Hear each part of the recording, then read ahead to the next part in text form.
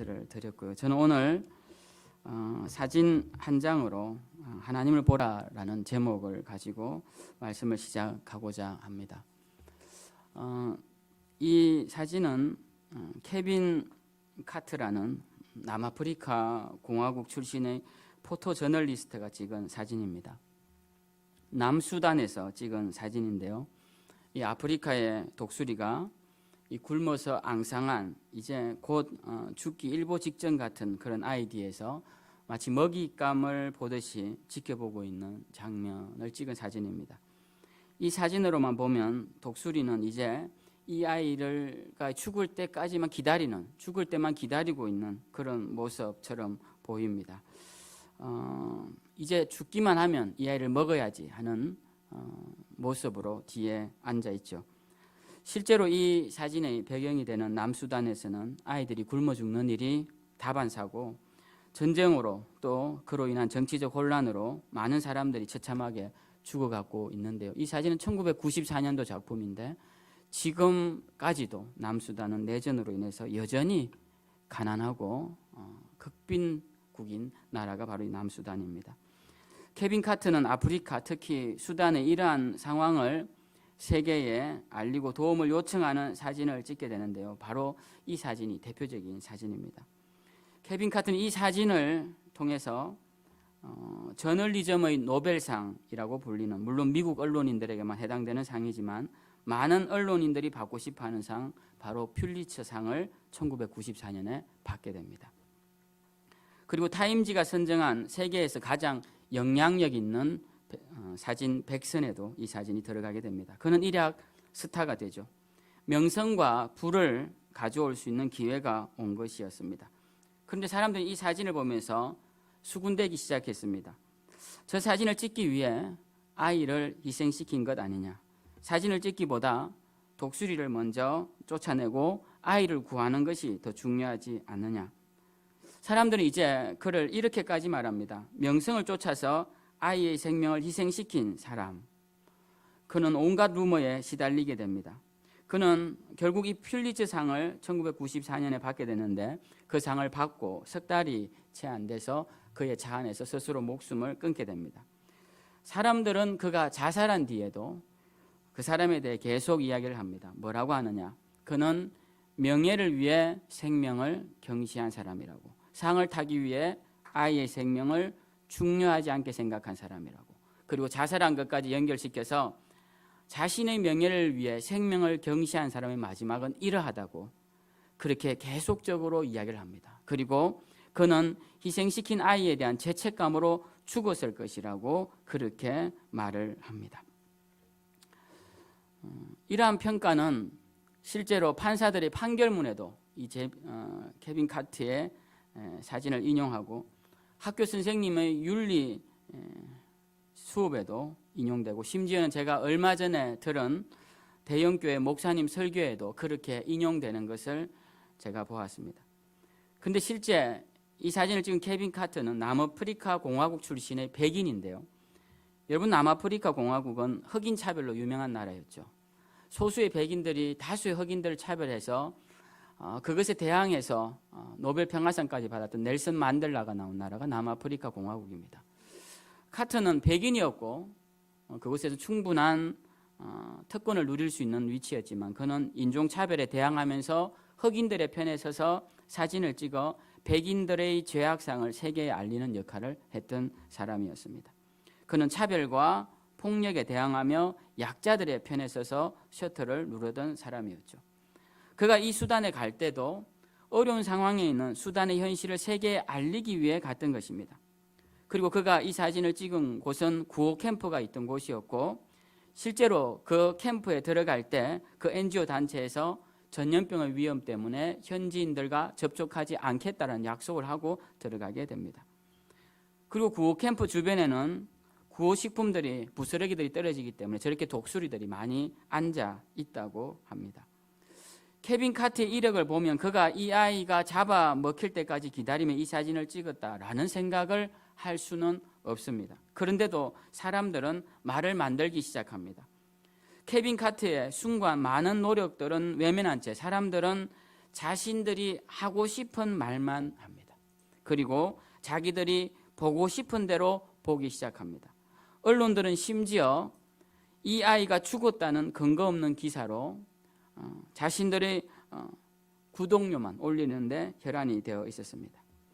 저는 오늘 이 사진과 이 사진을 찍은 케빈 카트의 삶을 보면서 인생이 얼마나 허망한가에 대해서 말씀을 나누고자 합니다. 오늘 우리가 읽은 성경 본문에는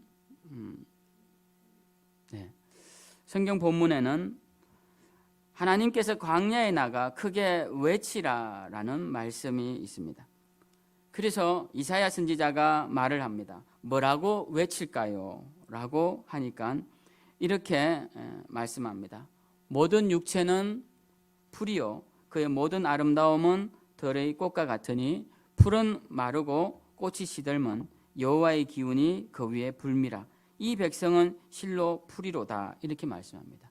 그러니까 뭐라고 외쳐야 됩니까? 하나님께서 이 이사야에게 너희 인생은 풀과 같다라는 것을 외치라는 것입니다.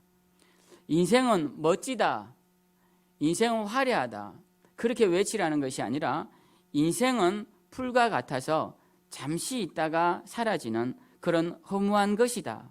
너희 인생의 아름다움은 풀의 꽃과 같아서 며칠, 그것도 햇빛이 좋은 날만 잠깐 피는 풀의 꽃과 같이 잠깐만 존재하는 것이다 라고 말해 주라는 것입니다. 우리는 인생에서 우리가 생각하는 멋진 기대상이 있습니다. 과학자들은 노벨상을 타는 것, 언론인들은 퓰리처상을 타는 것, 수학자들은 필즈상을 타는 것, 정치인들은 가장 높은 최고 지도자 자리에 오르는 것, 경제인들은 좋은 기업에서 더 나아가 위대한 기업을 만드는 것, 운동선수들은 올림픽에서 메달을 따는 것, 그런 기대상이 있습니다. 그런데 성경은 우리에게 그런 기대를 하지 말라고 합니다. 성경은 우리에게 그런 것들을 소망하지 말고, 그런 것들을 자랑하지 말고, 그런 것들을 목표로 살아가지 말라고 가르쳐주고 있습니다. 제가 단적인 예를 한번 들어보죠. 창세기 말씀에 보면 아담과 하와가 나옵니다. 태초에 최초로 지어진 사람 아담과 하와가 가인과 아벨을 낳는데, 가인은 형으로서 질투심이 너무 많습니다. 그래서 동생의 제사는 하나님 받으시는데 자신의 제사를 받지 않는 것에 질투심이 생겨 동생을 죽입니다. 그러자 하나님은 아벨을 대신해서 셋이라는, 보상을 의미하는 히브리어 셋이라는 아들을 줍니다. 가인은 아벨을 죽이고 하나님을 떠나 이제 자손들을 낳고 삽니다. 그는 하나님을 떠난 곳에서 이제 성을 쌓는데 그가 최초의 성을 쌓아요. 인류 역사상 최초의 성을 쌓고 그 성 이름을, 누구의 이름을 짓느냐면 자기 아들의 이름을 짓습니다. 자기와 자기 아들의 이름을 높이는 것이죠, 가인은. 그리고 가인의 후손들, 그 후손들은 뭐라고 자기를 다 이야기하냐면 야발은 가축 치는 자의 조상이요, 유발은 수금과 퉁소를 잡는 자의 조상이요, 두발 가인은 여러 가지 기구를 만드는 자다라고 소개되어 있습니다. 그러니까 가인의 후손들은 하나같이 다 자기가 어떤 자인지를 소개하고 어떤 자의 조상이고 어떤 걸 잘하는지에 대해서 계속적으로 이야기를 하고 있습니다. 그런데 그 다음 장인 창세기 5장에 가면 하나님께서 아벨 대신 주신 셋의 자손들이 나옵니다. 셋은 아들을 낳아서 이름을 뭐라고 짓느냐면 슬픔과 괴로움, 고난과 허탄함을 뜻하는 에노스라는 이름을 짓습니다. 인생이 어떤 것이냐, 사람이 어떤 것이냐 그럴 때 사람은 허탄하고 고단하고 허무한 인생을 살 수밖에 없는 존재라는 인생에 대한 아주 통찰력 있는 이름, 에노스라는 이름을 지어주죠. 보통 자녀들에게 그런 이름을 지어주지 않습니다. 그런데 이 에노스는 그 이름에 걸맞게 인생의 허탄함을 알고 하나님의 이름을 높입니다. 그래서 성경에 보면 에노스 때 비로소 하나님의 이름을 불렀다. 즉 에노스를 통하여서 하나님의 이름이 증거된 것을 보게 됩니다. 그리고 그 에노스의 후손들을 소개하는 창세기 5장에는 하나같이 그 누구도 나는 무엇의 조상, 무엇을 잘하는 자, 자기 이름을 드러내는 자가 한 명도 나오지 않는다라는 것입니다. 세상 사람들의, 세상의 후손들과 하나님의 후손들이 뭐가 다른지 우리는 분명히 알아야 합니다. 하나님의 자녀들은 무엇을 자랑하고 세상 사람들은 무엇을 자랑하는지를 우리가 분명히 알아야 하는 것이죠. 세상 사람들은 이름이 드러나기를 원합니다. 그래서 무슨 상, 무엇으로 높아지기를 바랍니다. 그것이 좋은 일이라고 생각합니다. 그래서 우리 아들들이, 우리의 딸들이 과학자면 노벨상을 받고, 언론인이면 퓰리츠상을 받고, 수학을 잘하면 수학의 노벨상이라는 필즈상을 받고, 운동을 하면 스포츠 스타가 되기를 바랍니다. 그리고 그것이 좋은 일일 것이라고 생각합니다. 그리고 그것이 영원할 것처럼 이야기합니다. 그런데 성경은 뭐라고 말씀하시냐면 그런 것들은 다 쓸데없는 일이라고 말씀합니다. 그런 것들은 다 풀과 같다라는 것입니다. 그런 것들은 다 풀의 꽃과 같다라는 것입니다. 잠깐 있다가 사라져버리고 말 것들이라고 말씀합니다. 좋을 것 같았던 명예는 사람의 목숨을 빼앗기까지 한다고 가르쳐줍니다. 오늘 서두에 보았던 케빈 카터는 만약 그가 퓰리츠상을 받지 않았다면 그는 아마 그렇게 일찍 세상을 떠나지 않았을 것입니다. 그가 죽던 나이가 33세의 나이였습니다. 그는 좀 더 세상의 평화와 차별과 불평등을 해소하는 일에 더 크게 쓰임 받았을 수도 있을 사람이었을 것입니다. 세상의 실체를 모르면, 인간의 실체를 모르면 사람들은 자꾸만 세상의 명예, 세상의 이름을 찾아갑니다. 세상 사람들이 환호하는 자리에 가 있는 것을 좋아합니다. 그것이 좋은 일일 것이라 생각합니다. 그러나 세상의 환호는, 지금 박수치는 것은 지금 우리에게 웃음을 전해주지만 결국 시간이 지나면 우리에게 칼을 꽂는 무자비한 속임수라는 것을 우리 그리스도인들은 잊지 말아야 한다는 것입니다. 하나님은 우리에게, 이 광야에 외치는 자에게 광야에 나가서 무엇을 외치라고 하시느냐 하면 가장 먼저 인생은 다 풀과 같다라는 것을 전하라는 것입니다. 인생의 영화는 풀의 꽃과 같다라는 것을 전하라는 거예요. 그걸 짧게 말하면 인생은 짧고 인생은 허무한 것이다 라는 것을 가르쳐 준다라는 것입니다. 인생의 허무함을 가장 적나라하게 표현한 성경은 전도서일 것입니다. 전도서 하면 제일 먼저 떠오르는 말은 헛되다라는 단어입니다. 전도서를 기록한 전도자가 맨 처음 하는 말은 헛되고 헛되며 헛되고 헛되니 모든 것이 헛되도다 라는 말입니다. 구약 성경에서 헛되다를 의미하는 히브리어 단어 헤벨이라는 이 단어는 구약 성경 전체에서 40번 등장하는데 그중에 33번이 이 전도서에 등장할 만큼 전도서에서는 헛되다라는 말씀을 많이 하고 있습니다. 모든 것이 헛되다고 말한 이 이스라엘의 왕, 이스라엘에서 위대하다고 불리는 이 왕은 구체적으로 무엇이 헛된 것인지를 상술하고 있는데요. 전도서 2장에 보면 이렇게 먼저 이야기합니다. 향락과 성적 쾌락이 헛되다라고 말을 합니다. 이것을 누리면 행복할 것 같아서 추구했지만 다 헛되더라고 말합니다. 성경에 의하면 솔로몬은, 이 전도서를 기록한 왕으로 알려진 솔로몬은 왕비가 60이요, 후궁이 700이요, 첩이 300명이며 전도서에는 노래하는 자가 많았고 시종드는 자도 많았다라고 기록되어 있습니다. 그러니까 그 수를 일일이 헤아릴 수도 없을 만큼 많았습니다. 그렇지만 그의 삶이 어땠습니까? 성경은 솔로몬의 삶을 높이 평가하지 않습니다. 그가 행복했을까요? 우리는 알다시피 그가 행복했을 것이라 생각하지 않습니다. 그리고 더 중요한 것은 하나님이 그를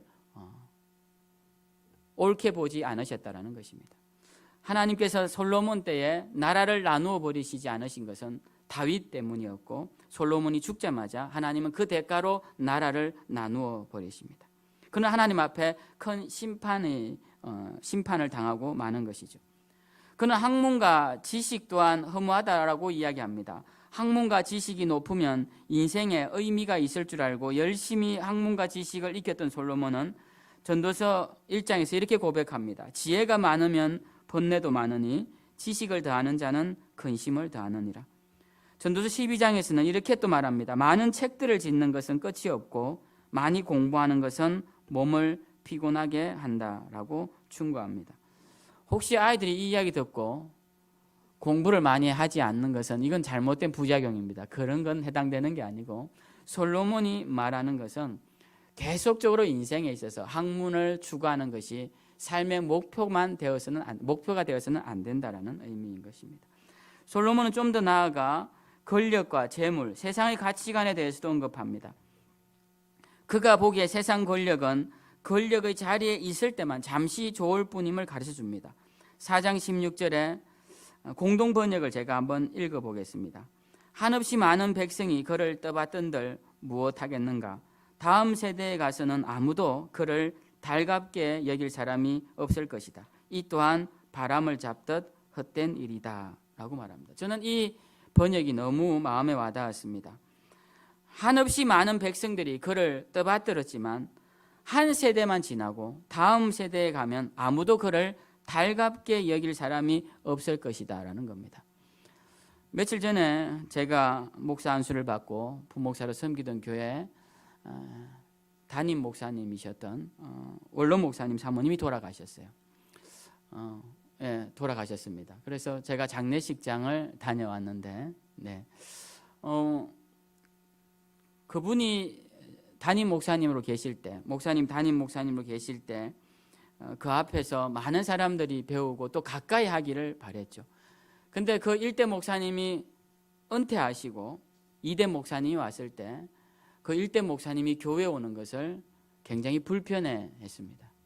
저는 그 모습을 1대부터 2대부터 지금 3대까지 지켜보면서 오늘 이 성경이 너무나 정확하다는 것을 깨닫습니다. 현직에 있을 때 많은 사람들이 떠받들듯 높이지만 다음 세대에 가면 아무도 그를 달갑게 여길 사람이 없을 것이라는 겁니다. 저는 불과 몇 주 전에 제가 은퇴해도 우리 교회 오면 가온 입고 갈시하지 말아야 한다라고 말을 했는데 제가 또 이번 주에는 이런 설교를 합니다. 저도 알고 있습니다. 제가 은퇴한 후에 교회 오는 것을 사람들이 별로 좋아하지 않는다는 것을 알고 있지만 그렇지만 또 하나님께서 하시라는 길로 따라 살아야겠죠. 어차피 사람을 바라보고 하는 게 아니니까 제가 오겠다는 말씀은 아닙니다. 꼭 그런 건 아니고 그리고 거기에 해당되는 분들은 사실 여기에 별로 계시지도 않고요. 어쨌든 사람은 지금 권력의 자리에 있을 때 그때가 영원할 것 같지만 그 자리에 내려오기만 하면 사람들의 마음은 금방 바뀌고 만다라는 것입니다. 재물에 대해서도 이야기합니다. 솔로몬은 은을 사랑하는 사람은 은으로 만족함이 없고 풍부를 사랑하는 자는 소득으로 만족함이 없다라고 가르칩니다. 여러분, 만족하는 것은요, 이 굉장히 중요한 성경에서의 진리인데요. 만족을 하려면 덜 사랑해야 합니다. 사랑을 많이 할수록 절대 만족함이 없어요. 내 남편에게서 내가 만족을 이루고 싶으면 내 남편을 조금 덜 사랑해야 합니다. 내 아내에게서 조금 더 만족을 누리고자 한다면 내 아내를 조금 덜 사랑해야 돼요. 자녀를 너무 사랑해서 다른 건 다 용납하는데 자녀 문제면 난 이성을 잃어. 그러면 삶도 잃어버립니다. 남편 문제만 걸리면 난 이성을 잃어. 여러분, 돈에서 만족을 얻으려면요, 돈을 조금 덜 사랑해야 합니다. 내가 생명에 대해서, 내 생명에 대해서 만족을 하려면요, 내 생명의 시간에 대해서 좀 덜 사랑해야 합니다. 나는 꼭 100세까지 살아야 돼. 120살까지 살아야 돼. 이런 생각을 버려야 합니다. 그래야 내 삶이 만족스러워지는 겁니다. 오늘 솔로몬은 뭐라고 말하냐면 풍부를 사랑하는 자는 소득으로 만족함을 이룰 수 없다라는 겁니다. 이건 굉장한 진리의 말씀이죠. 솔로몬은 온통 허무한 세상을 이야기합니다. 그러면서 세상은 여차하면 허무하게 끝날 수 있는 곳임을 독자들에게 말합니다. 그러나 과연 인생은 허무하게만 끝나는 것일까요? 전도서는 과연 인생의 허무함만 노래하고 있을까요? 인생의 무상함만 이야기하고 있을까요? 그렇지 않습니다. 인생이 유상할 수 있음을, 인생이 의미 있고 가치 있고 또 한결 같을 수 있음을 또 말해주고 있습니다. 오늘 본문도 그것을 말해주고 있는데요. 첫 번째 말씀은 광야에 외치는 자의 소리에게 인생이 허무하라고 말을 합니다. 그렇게 말을 하라고 하나님이 가르쳐 주십니다. 그런데 두 번째, 아름다운 소식을 전하는 자에게는 높은 산에 올라서, 오늘 9절 말씀입니다, 높은 산에 올라서 힘써 소리를 높여서 두려워하지 말고 또 소리를 높여서 외치기를, 뭐라고 외쳐야 되느냐? 너희 하나님을 보라. 이 짧은 한 문장을 외치라는 것입니다. 이 유다 성읍들 사람들에게 여러분 다 들으십시오. 여러분들은 하나님을 바라보는 삶을 살아야 합니다. 이것을 외치라는 것이에요. 그러니까 인생의 무상함을 외칠 뿐만 아니라 그 무상함을 극복할 수 있는 유일한 방법은 영원한 말씀 위에 서 있는 하나님을 바라보는 것이다라고 이사야 선지자는 가르쳐주고 있다라는 것입니다. 풀과 같은 인생이 살아나갈 수 있는 방법은 하나님을 바라보는 것입니다. 인생이 풀과 같음을 인지하지 못하는 자는 하나님을 바라보지 않아요. 그래서 성경은 인생은 풀과 같은 존재라고 계속 이야기합니다. 성경에 전도서가 들어가 있는 것은 사람들이 자꾸 생에 집착하고 세상에 집착하고 세상의 쾌락과 세상의 명예와 자랑에 집착하니까 그것이 헛된 것이라고 가르쳐 줍니다. 그래야만이 영원하신 하나님을 만나고 그분을 찾기 때문에 그렇다라는 것입니다. 다시 전도서 말씀을 한번 볼까요? 전도서는 내내 인생의 허무함을 이야기하다가 마지막 장에 가서야 드디어 허물을 극복할 한 방법을 말해줍니다. 전도서 12장 첫 절에 이렇게 고백합니다. 너는 청년의 때에 너의 창조주를 기억하라. 공고한 날이 이르기 전에, 아무 낙이 없다고 할 해들이 가깝기 전에, 해와 빛과 달과 별들이 어둡기 전에, 비 뒤에 구름이 다시 일어나기 전에 너를 창조하신 창조주를 기억하라 라고 말씀합니다. 기억하라, 바라보라, 다 같은 말씀이죠. 의지하라, 믿어라, 다 같은 말씀입니다. 그러니까 이 인생의 허무함을 극복할 수 있는 유일한 방법은 우리를 창조하신 창조주를 바라보는 것이고 그분을 기억하는 것이다 라고 말합니다. 그리고 이 전도서의 맨 마지막 글 12장 12절 13절에서는 이렇게 건면합니다. 맨 마지막 절에 이렇게 말합니다. 일의 결국을 다 들었으니 하나님을 경외하고 그의 명령들을 지킬지어다. 이것이 모든 사람의 본분이니라. 하나님은 모든 행위와 모든 은밀한 일을 선악간에 심판하시리라. 이것이 전도서가 던지는 마지막 메시지입니다. 무엇입니까? 일의 결국, 인생이 어떠한지 다 들었으니 참된 인생은 어떠한 인생이냐? 하나님을 경외하고 하나님의 말씀을 지켜 행하는 것이다. 왜? 그 하나님은 선악간에 보응하시는 분이고 상급을 주시는 분이시기 때문에 그렇다라는 것입니다. 오늘 우리가 읽지는 않았지만 10절, 그 9절 밑에 있는 10절 말씀에 보면 하나님을 왜 우리가 바라보아야 되는지 말씀이 나오는데, 보라, 상급이 그에게 있고 보응이 그의 앞에 있느니라, 이렇게 가르쳐줍니다. 하나님은 어떤 분이시냐? 잘한 자에게 상급을 베푸시는 분이요, 악을 행한 자에게 보응을 베푸시는 분이기 때문에 그분을 바라보아야 한다는 것입니다. 전도서도 똑같이 결론을 맺습니다. 모든 행위와 모든 은밀한 일을 하나님은 선악간에 심판하실 것이기 때문에 하나님을 바라보라는 것입니다. 그 하나님을 기억하고 바라보는 것만이 이 유한하고 허무한 삶을 극복할 수 있는 유일한 방법이라고 가르쳐 줍니다. 저는 오늘 그림 3점만 보여드리고 설교의 결론을 짓고자 합니다. 이 그림은 15세기 르네상스 시대의 이 화가인데요. 이 르네상스 시대를 이끈 대표적 화가 보티첼리가 그린 그림입니다. 이 보티첼리는 이탈리아 피렌체에서 활동을 했던 사람인데요. 그는 메디치 가문의 후원을 받으면서 아주 잘 나가던 시절에 이 메디치 가문의 어떤 귀족 청년을 그린 것 같아요. 누군지는 모릅니다. 근데 이 작품이 작년 1월 28일 날 미국 뉴욕 소더비 경매장에 나왔습니다. 그때 이 그림이 낙찰된 가격이 9,218만 달러인데요. 오늘날 환율로 계산하면 1,100억 원 정도 되는 가격입니다. 1,000억이 넘는 그림입니다. 1,000억이 넘는 돈을 이 그림 한 점을 위해 쓸 정도로 이 그림에 대한 평가가 굉장히 높고, 이 그림을 그린 보티첼리의 이 그림에 대해서 굉장히 높이 후세가 평가하는 것이죠. 그런데 실제로 이 보티첼리의 그림은 더 유명한 그림이 있습니다. 교과서에도 실리는 그림이고요. 르네상스 시대 인문주의를 이끈 대표적인 그림, 그런 그림으로 소개되는 그림인데요. 바로 비너스의 탄생이라는 그림입니다. 교과서에도 실리는 아주 유명한 그림이고 대부분 많이 보았을 그림입니다. 이 그림은 그리스 신화에 나오는 비너스를 그린 그림입니다. 비너스가 탄생하는 탄생의 이야기를 그린 그림이에요. 비너스의 탄생 이야기를 여러분에게 해드리고 싶지만 너무 혐오스럽고 너무 말씀드리기 어려워서 부끄러워서 말씀드릴 수가 없습니다. 여러분들 한번 찾아보시고요. 그 비너스의 탄생 설화를 배경으로 해서 이 그림을 그렸습니다. 그림이 굉장히 아름답고 이 그림을 굉장히 매혹적이고 그리고 사람들이 이 그림을 굉장히 좋아하고 환호했습니다. 이 비너스의 그림은 굉장히 육감적이고 그 당시 사람들이 좋아하는 그런 그림이었습니다. 그는 이런 그림을 그리면서 그 당시에 많은 명성과 부를 누리는 유명하고 잘 나가는 화가가 되었습니다. 그런데 그의 삶에 큰 변화를 이루는 한 사건이 생깁니다.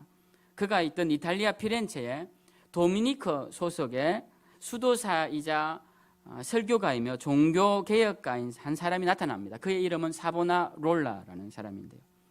그는 그곳에서 설교를 통해 피렌체시의 타락을 개혁하고 민주정치를 실시해야 되고 타락한 카톨릭과 타락한 이탈리아와 타락한 이 피렌체가 회개하지 않으면 하나님의 심판이 임할 것이라고 강력한 심판의 메시지를 던져 주었습니다.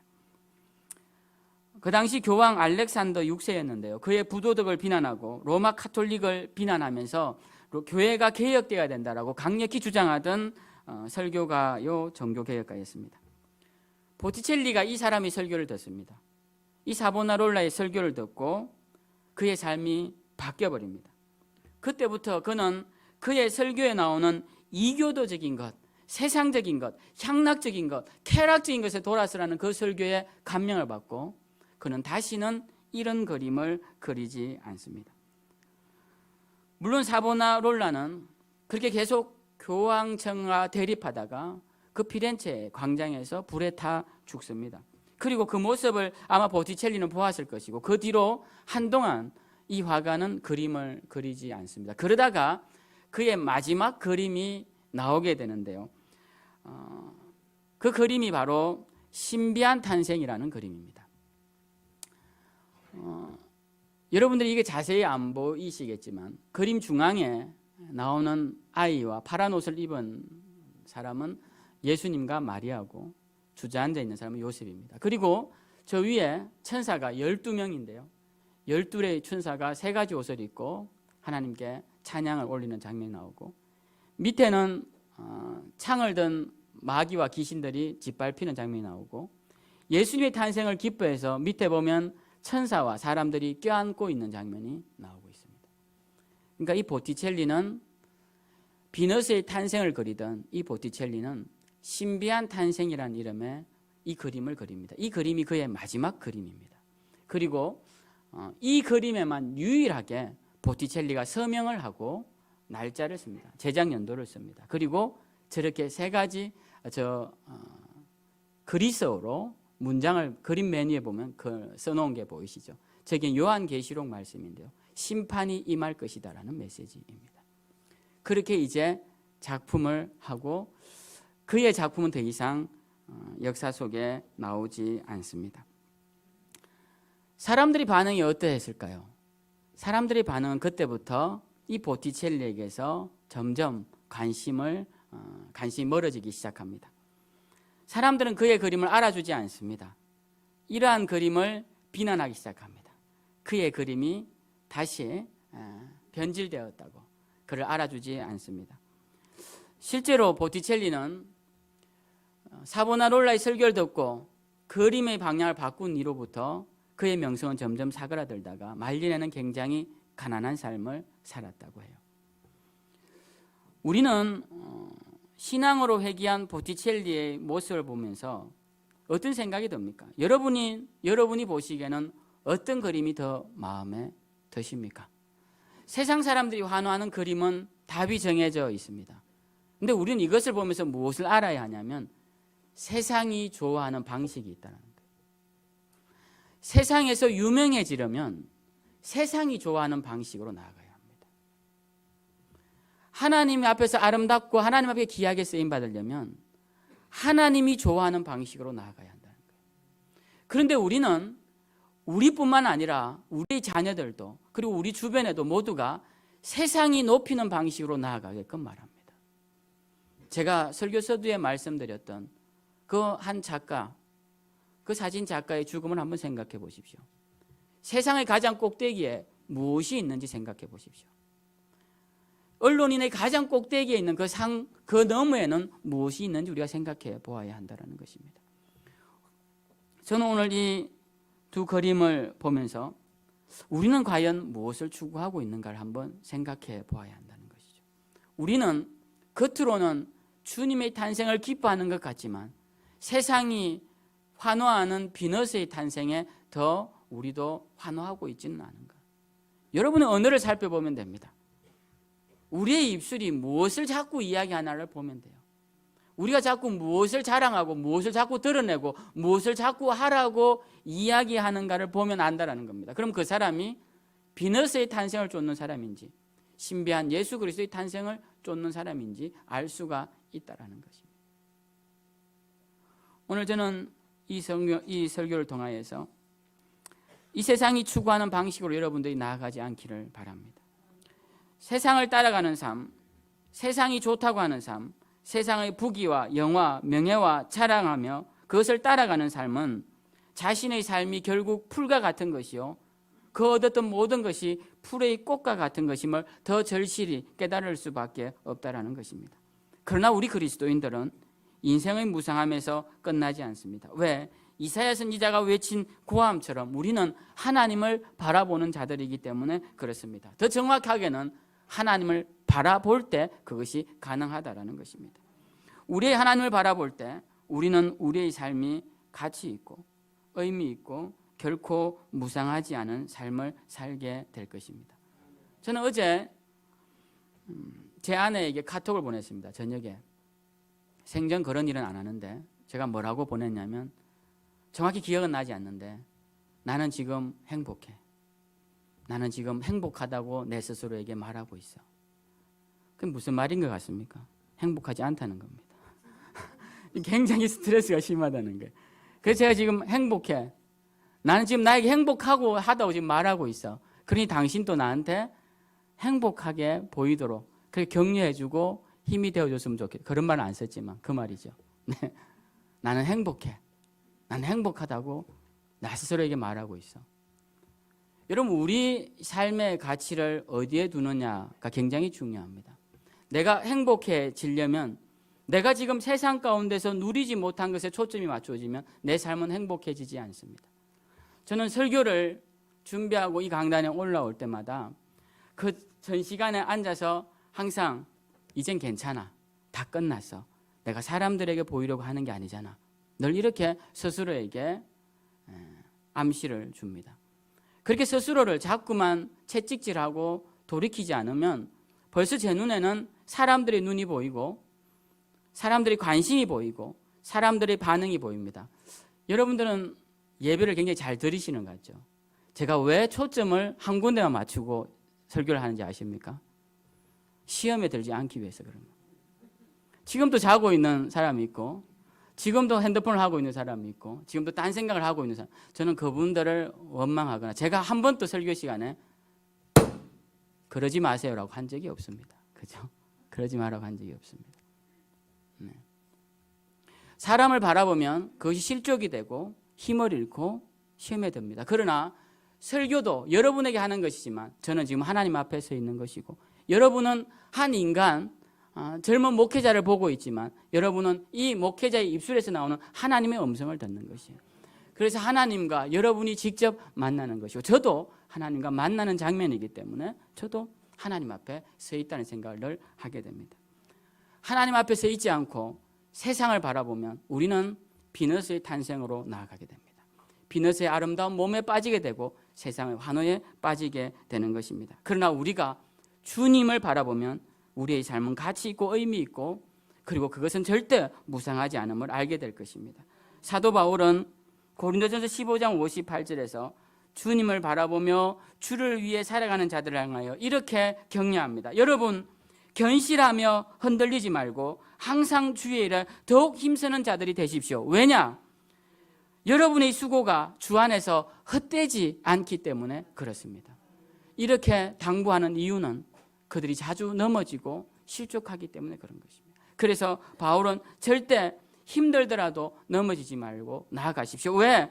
여러분의 수고가 주 안에서 헛되지 않기 때문에 그렇다라는 것입니다. 저는 오늘 이 시간 여러분에게도 말씀드리고 싶습니다. 여러분이 주를 위하여 하는 수고 단 하나도, 여러분이 주님께 드리는 그 어떤 것도 단 한 개도, 단 1원도 헛된 것이 없음을 기억하십시오.